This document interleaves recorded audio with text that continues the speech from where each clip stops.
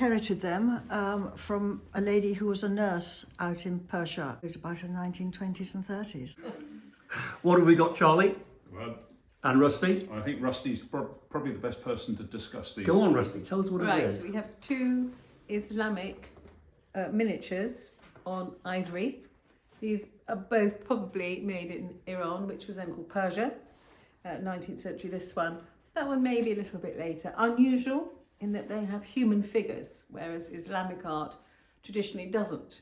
But the Safavid court and the court that came after it, human figures featured all the time. Normally beautiful dancing ladies, court scenes or hunting scenes. And this is a beautiful example. They're always highly bejeweled in that they have all the lovely tiny details made probably just with a single hair of, if you say cat's hair, but just literally one or two hairs. How they could see to do this work without magnifying glasses, I really am not sure. And then they use pounded cobalt blue and pounded lapis lazuli, ground up gold, because these will all glitter and shine with this highly detailed gilding. You see it in all Islamic art, the mosques as well, they're covered in highly decorative tiles. So you can see this glitters gold and that very deep cobalt blue, beautiful colour blue. It's literally ground up powder. And date-wise? Well, this one's probably 19th century. I'd say that was probably 20th century. In Isfahan, where I did live for a while, they were selling pieces like this on ivory in the bazaars. So, but this one is an earlier one, I would say. And are they legal to sell, Rusty? No, not really. The argument being that this was made well over 100 years ago, possibly 150. So it's not saving any elephants today. But still, the sale of ivory is banned to protect the elephants living today.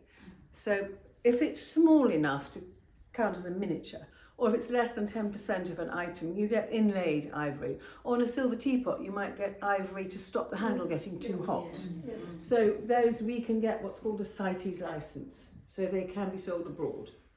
In America, you can't even sell them between states. In fact, you can't deal in ivory at all, but we can if we can prove it's less than 10% of the item. So, that being said, the one that Charlie is holding probably would class as a miniature. I think so, David. So would fall into that category, Charlie, wouldn't it? As a miniature, yes. Yeah, so that would be now saleable and legal, Yes. I'm guessing. Yeah.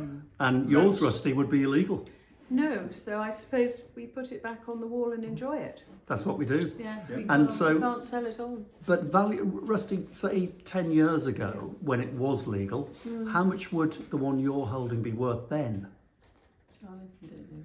Well, I mean, the market was very buoyant then for this sort of thing, and I think particularly this probably would have been £600 to £800 then, Right. around that figure. And literally has no value now. Well, I think that's the case, which is very sad. It is. You see, my argument would be that we should be able to sell antique ivory pieces, but in a controlled environment, and then donate either all of the proceeds to elephant sanctuaries in Africa to help the living elephants today, and crucially the people, including the poachers, because people have said to me, oh, kill the poachers, kill them. The poachers are just farmers who can't make enough money to live, and so they poach animals. So sell it responsibly, stamp it, mark it, have it absolutely categorised as antique. And it should have a license put to it. A license? That costs hundreds of pounds. Yeah. So you only deal in better things that have a proper value. Yes. And that should go, all that license money should go to help the elephants and the people. And raise money today to help the elephants that are alive. Because would anybody agree that banning objects from the past does not help elephants today? It just doesn't work, does it? It's bonkers. We could, if you turn that round, Dave, we could, as people, as antique dealers and private people that have a great collection, help the elephant in such a good way. Yes. And so it's counterproductive doing it the way, in my view, the way it's being done. It is. Whereas we could raise a huge amount of money to save the elephants and the people. We could. By charging a decent amount of £200-300 per item, or a percentage. That's right. And sure enough, then you raise a great deal of money. Yeah.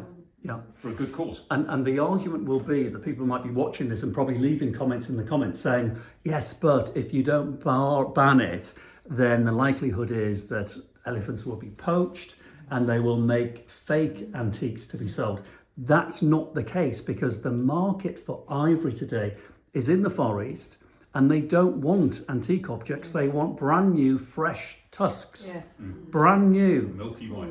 Milky white. They don't want old things. So they don't want something that looks old. The market is for fresh tusks. So it's all upside down. It is bonkers. Yeah. But we do live in a bit of a bonkers world, don't we? We do. We really do. So, but the one you're holding, Charlie, is legal.